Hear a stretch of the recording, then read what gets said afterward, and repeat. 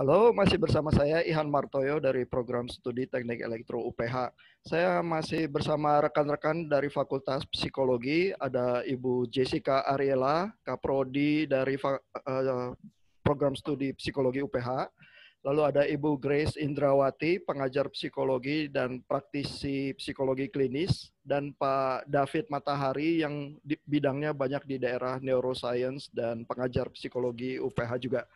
Kita sedang membicarakan kritik Freud terhadap agama ya. Freud dikenal sangat pedas terhadap agama. Apa sih yang dikatakan Freud tentang agama, Bu Jessica? Oke, terima kasih Pak Ikan. Mungkin yang pertama itu Freud, kita mesti lihat juga dari background-nya gitu ya. Freud sebenarnya dilahirkan dari keluarga yang beragama sebenarnya gitu ya. Jadi bukan dari keluarga ateis, walaupun kita tahu di akhirnya Freud istilahnya jadinya ateis gitu ya, dan bahkan melontarkan kritik-kritik pedas gitu ya pada umat beragama gitu ya, khususnya kekristenan. Nah, Freud sendiri sebenarnya punya background tuh Jewish atau orang Yahudi begitu, dan sepertinya keluarganya juga cukup menjalankan tradisi-tradisi Yahudi tersebut gitu. Tapi saat dia sudah berkembang lebih dewasa gitu, dia sendiri menolak gitu konsep-konsep yang diajarkan dan akhirnya menjadi seorang ateis.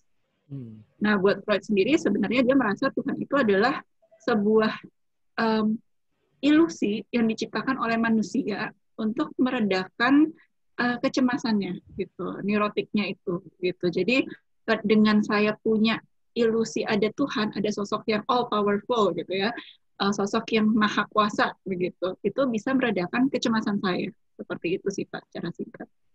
Oh, jadi menurut Freud kita itu dari kecil butuh bapak kita di rumah begitu ya. Dan begitu kita beranjak dewasa, perasaan kita terhadap father figure itu tetap kita bina, karena kalau enggak nanti kita bisa merasakan ketakutan diterpa kehidupan begitu ya. Mungkin kurang lebih seperti itu ya Freud ya. Nah, Bu Grace, apakah Bu Grace pernah di dalam praktek-praktek klinisnya ada orang-orang yang bergulat dengan Tuhan seperti yang diceritakan oleh Freud? Apa itu masuk akal, Freud? Oke, kalau dalam bertemu klien, mungkin memang tidak terlalu banyak klien yang mau membahas tentang masalah agama sebenarnya. Tapi memang ada klien yang juga memang punya pergumulan tentang Tuhan itu beneran ada atau enggak sih gitu. Dan lebih ke arah kemudian dia mempertanyakan sebenarnya ini saya hidup buat apa gitu. Kemudian kalau kita lihat juga kalau Freud memang bilang bahwa ketika kita berdoa atau kita percaya bahwa ada Tuhan, itu adalah seperti yang tadi dikatakan oleh Bu Jessica, itu adalah ilusi kita untuk mendapatkan suatu ketenangan gitu. Nah, cuman memang secara kalau psikologis untuk kita ngomongin masalah agama memang sulit ya untuk bisa membicarakan hal itu terlalu dalam gitu ya.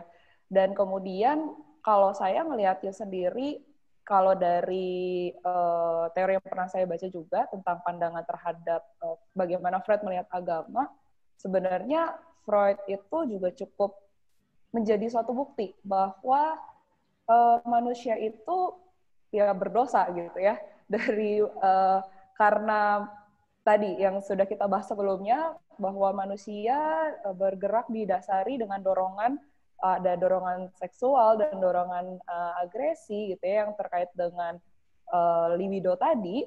Nah, itu menjadi suatu bukti sebenarnya bahwa menyatakan bahwa manusia itu ya berdosa, isinya adalah dorongan-dorongan itu gitu. Nah, tapi kan dalam pandangan Freud itu kan memang dia beranggapan orang kalau tidak beragama itulah dia tumbuh dewasa begitu ya. Karena agama menyediakan rasa aman buat dia yang dia bina lewat anak-anak itu ya. Apakah gambaran semacam itu bisa juga Ibu Grace pernah rasakan di orang-orang yang memang bicara tentang agama begitu ya, tapi kok kayaknya dia justru kesulitan untuk jadi dewasa gitu, atau sebenarnya orang beragama itu cenderung yang lebih dewasa? Waduh, sulit ya ngomong seperti itu ya. Karena jadi orang yang beragama itu sebenarnya sulit untuk menjadi dewasa.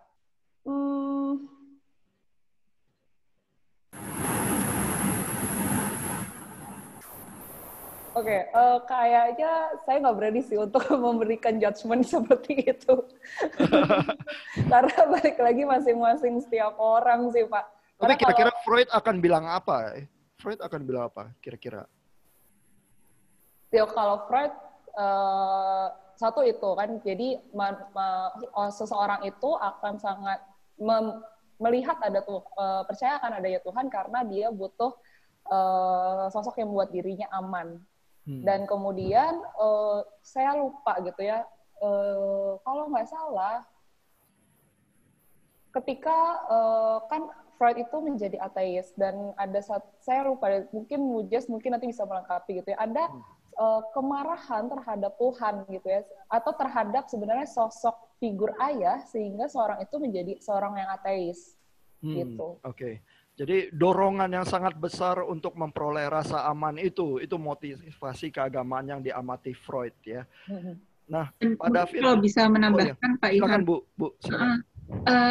Kebanyakan orang itu, nggak tahu ini yang dari pengalaman saya mungkin di dalam praktek konseling gitu ya, banyak orang itu yang akhirnya menolak Tuhan itu adalah mereka yang memiliki istilahnya masa lalu yang cukup pahit atau menyakitkan mungkin ya, yang sulit gitu. Jadi dengan kepercayaan mereka, oh Tuhan itu maha kuasa, Tuhan itu maha baik, tapi kenapa kalau Tuhan itu benar-benar ada dan Tuhan itu maha baik, maha kuasa, kenapa saya harus mengalami ini gitu kan? Berarti kalau saya mengalami ini, berarti ya Tuhan tidak baik gitu, Tuhan tidak maha kuasa, atau berarti ya emang gak ada Tuhan, seperti itu. Jadi itu kesimpulan yang mungkin istilahnya diambil sehingga akhirnya muncul seperti itu begitu ya. Dan itu juga yang dari pengalamannya Freud juga gitu ya, bahwa ada kesulitan dalam hidupnya, ada kepahitan gitu ya, sehingga akhirnya dia tidak bisa percaya dengan Tuhan gitu. Jadi ateismenya Freud itu lahir dari banyak kekecewaan di masa lalunya itu ya, menurut Bu Jess seperti itu ya.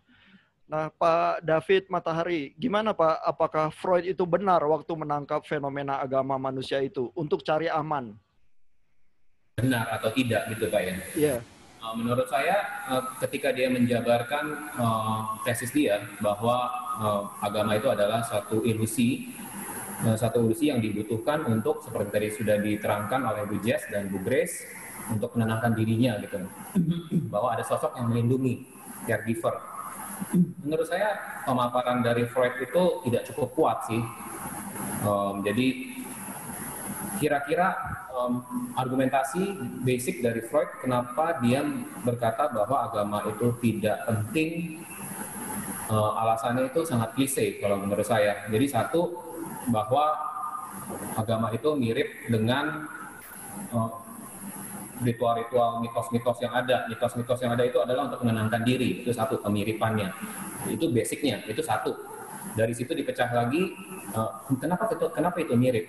Satu, itu yang paling ininya bahwa agama itu tidak boleh di-challenge, tidak boleh ditantang kebenarannya. Sedangkan kita tahu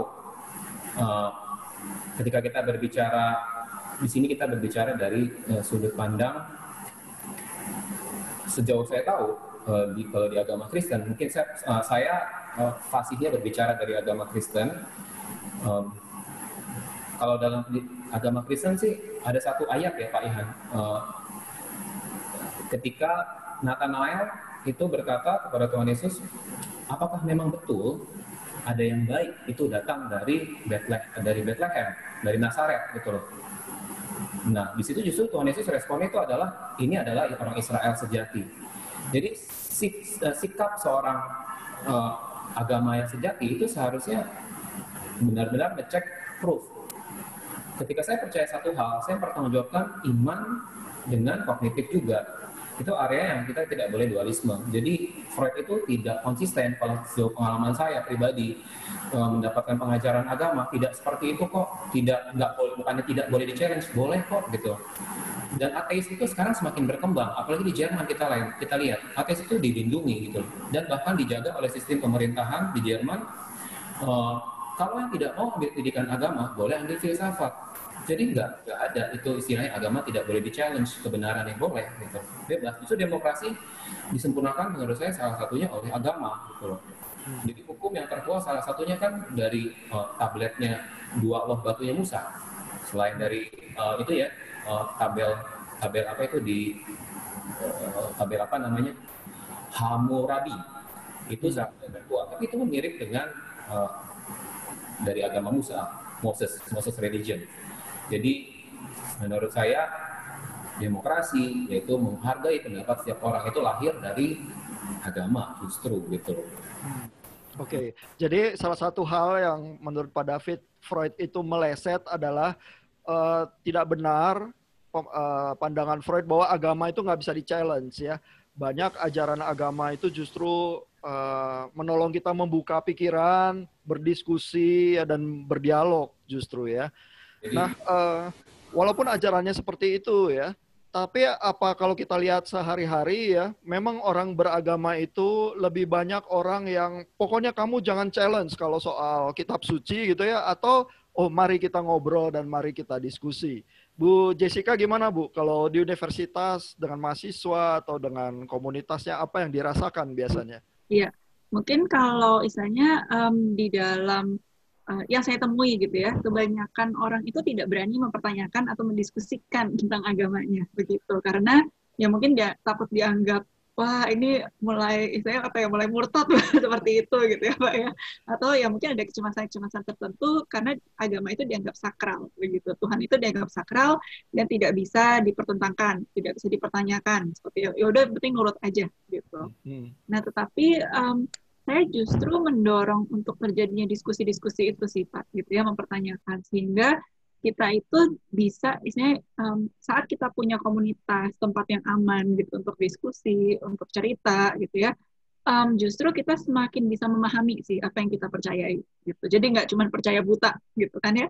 Ya seperti kayak kita istilahnya apa ya, jatuh cinta gitu kan harus terus pertanyakan gitu kan ya. Benar nggak sih orang itu saya gitu, atau memang sebenarnya yang kita lihat cuma yang baik-baiknya aja gitu ya, yang jelek-jeleknya tidak boleh dipertanyakan kayak gitu ya kan, nggak juga gitu ya. Jadi kita tetap perlu untuk bertanya, berdiskusi sehingga kita dapat pemahaman lebih jauh, lebih dalam. Jadi kalau ada istilahnya hal-hal yang perlu kita berikan pertanggungjawaban begitulah ya, kita bisa menjawab dengan sincere gitu, nggak cuman oh yang saya diajarin kayak gini sih gitu, tapi saya pribadi nggak tahu gitu. Nah tapi kita benar-benar bisa jawab pertanyaan yang memang sesuai dengan apa yang kita percayai. Kayak gitu sih Pak kalau dari saya. Oh, Oke, terima kasih Bu Jessica. Jadi boleh ya mempertanyakan agama ya kalau di Fakultas Psikologi UPH. Kalau saya selalu bilangnya, kamu kalau ada pertanyaan, silahkan gitu ya. Justru kan pertanyaan itu baik. Tetapi yang penting harus terus cari jawabannya. Jangan cuma nanya doang gitu.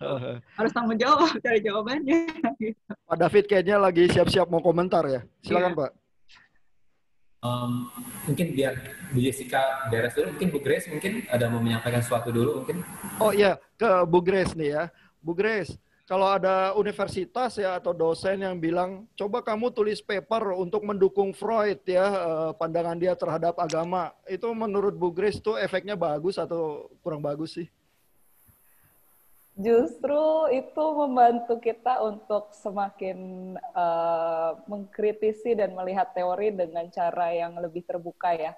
Jadi mungkin gimana ya caranya untuk saya mendukung sesuatu yang mungkin bisa jadi kita nggak suka gitu ya. Berarti kita perlu melihat hal baik apa ya, hal kebenaran apa ya yang kita temukan dari teori tersebut. Karena ya seperti yang pernah kita dengar, all truth is God truth ya.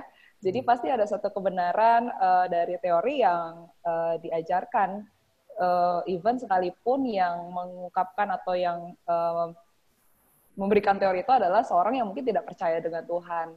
Pasti ada salah satu hal yang bisa kita pelajari dan hal yang bisa kita ambil gitu untuk kita pakai untuk kehidupan kita.